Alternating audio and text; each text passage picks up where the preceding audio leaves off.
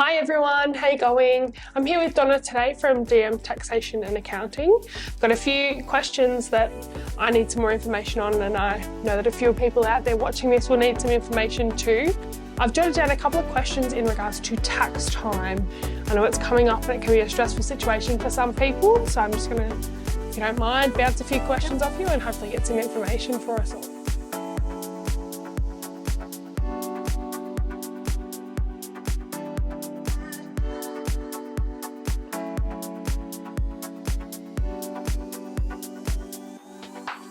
Are there any new tax changes that are relevant to landlords this financial year? I would say nothing new this financial year, but what I would say this year is that the ATO have more data matching capabilities. So they know more, like what's happening with property investors. So I would say declare everything. So as ATO are going to have information on property agents, what you're getting your income like on the property, how much actually you're receiving, expenses. So if you're getting any insurance claims, say you get that roof leak and you get an insurance payout, the ATO are going to know that this year. So declare that. Also interest on those property loans. The ATO know how much you're actually getting or paying out in interest. So, if you want to take that fancy holiday and you think, oh, I'm just going to draw out the equity on my investment loan. No. I mean, you can do that, but it just means you can't claim that full amount as part of that rental property interest. You're going to have to apportion it out and go, okay, well, I've gone on that nice holiday, so I can't claim 100% of the interest. Maybe it's now only 90%. So things like that. It's just, making sure what you are claiming is right on the money this year. Yeah, sounds good. What are some of the mistakes that you often see landlords making when they're lodging their tax returns?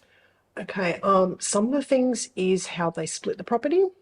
So they might come in and say, oh yeah, my husband and wife, they own an investment property together. And they go, oh yeah, we might split it 80-20, for tax purposes, because, he might earn more or she might earn more.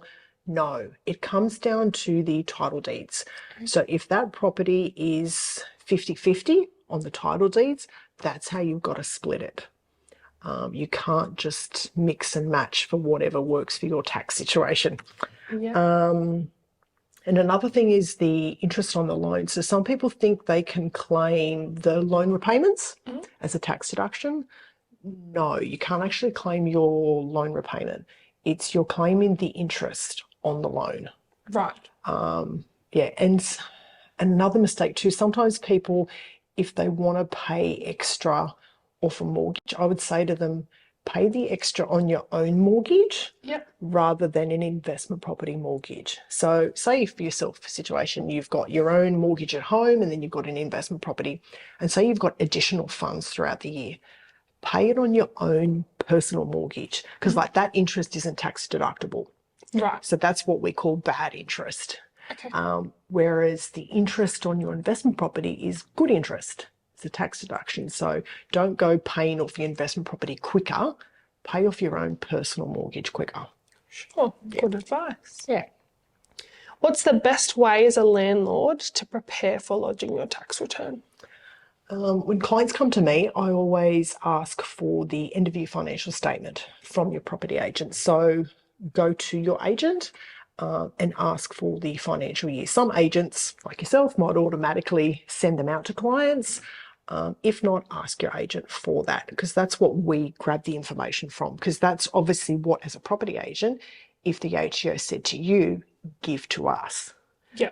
So on those agency statements, you're going to have the income that's been received. You can claim the agency fees, any water rates, council rates, things like that. That's all on those agency statements. So get the end of year financial one though. Right. That's probably the first thing. And then make sure you've got all of your receipts. So if you're going to claim a repair or a maintenance deduction in your tax return, make sure you've actually got the receipt to back it up, and that the address is also of the investment property. Right. So Yes. you've got, sometimes people might say, oh yeah, I've got a new dishwasher for the investment property, and it's the address of their own home address. No. Yeah. Make sure it's in the address of the actual investment property. Yeah. Yeah. Very good. Thanks. Over the last few years, there have been loads of changes in relation to what you can and what you can't claim in regards to your investment property. What advice would you give landlords in relation to deductible expenses? Yeah, so one of the more recent ones over the years is travel. So you can no longer claim travel to or from an investment property. Even if you're thinking about buying an investment property, some people go, oh, I went out there to have a look at the property and I want to claim, you know, that accommodation or the flight. No, like you no longer can claim travel. And even if you, as an investor, going out to do maintenance on your property, you can't claim that travel anymore. That's all non-deductible now. Also, make sure that once again you've got the receipt for general repairs or maintenance or the water rates, council rates. Keep all the receipts. And also, if you're doing repairs on your property, make sure, is it a genuine repair or a property improvement? Right. General repairs, you can claim 100% straight away. Something that's classified as a property improvement, you can't claim it straight away in that first year. So, for example, if the fence, you wanted to replace the fence down the side, say if it was an old timber fence, still in pretty good nick, but you decided you wanted to upgrade it to a colourborn fence, the ATO won't actually let you claim that 100% in that first year. So what you'd have to do is depreciate it over time, and it's pretty minimal depreciation. But it's just talking to your accountant though, keeping the receipts, and just working out, can I claim it in 1 year or just over a couple of years?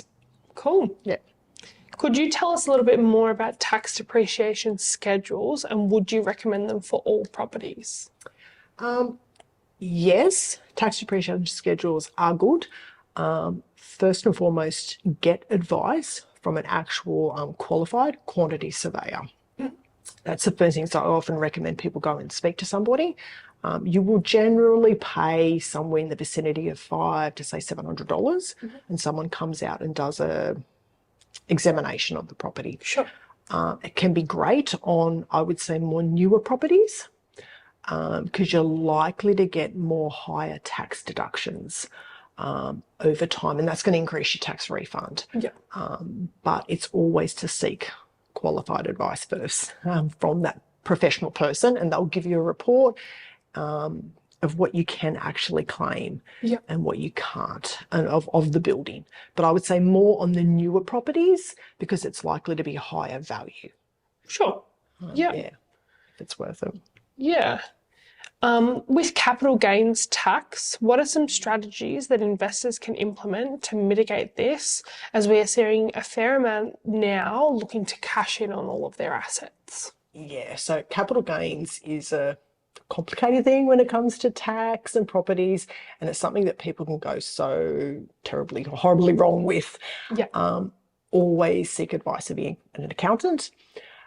With capital gains, it's if you know you're going to be selling your property and making a gain on that property, it's talking with your accountant to see, how can I reduce that capital gains tax? You can't hide it from the ATO. The ATO know when you sell a property. So straight away, they'll see the data that a property's been sold and they know how much it's been sold for. Yeah. Cool. So you're working out, okay, well, how can I reduce that? What can I claim? Sometimes I would say talk to your financial advisor as well, because you can make deductions, say, into your super. Yes. To help drop that down. So say if, for argument's sake, you might work out that you've made a capital gain of $100,000 in your property sale.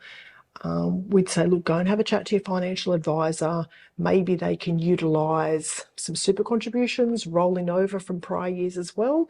And you can make a deduction into your super fund of, maybe $50,000, and that will help drop down what capital gains, you might have, but also keeping your records. So things like stamp duty and legal fees when you first purchase the property, this is when you claim it now for capital gains tax purposes. So when you first purchase a property, you can't claim in that first year things like stamp duty, legal fees, bank fees. It's when you sell the property, Right. that's when you now claim things like that. Right. Yeah, Okay. so that helps reduce down the claim. So where you might have purchased a property, say for argument's sake, 300,000, and you sell it for 500. So you've made a gain of 200 grand. Things like your stamp duty, legal fees, and agents. So say you go and see a real estate agent, they sell the property for you. You can claim their agent fees, their marketing costs. All of that helps drop down that cost base. And yeah, as said, it helps drop down, hopefully, the tax you're paying. Awesome. Yeah, but please, as I said, speak to a tax accountant, have a chat to a financial advisor even, that maybe might be able to make some super contributions. Good to know. Awesome. Just want to thank you so much for our chat today. I know I've gained a lot of information, useful information this time of the year from you. Hopefully the guys watching this, they'll find some useful information in it as well. So yeah, thank you so much for today, Donna. For everyone watching, I hope you've all gained at least one piece of information that's useful to you around this time of year. If you have any questions, please feel welcome to reach out. We'd love to help.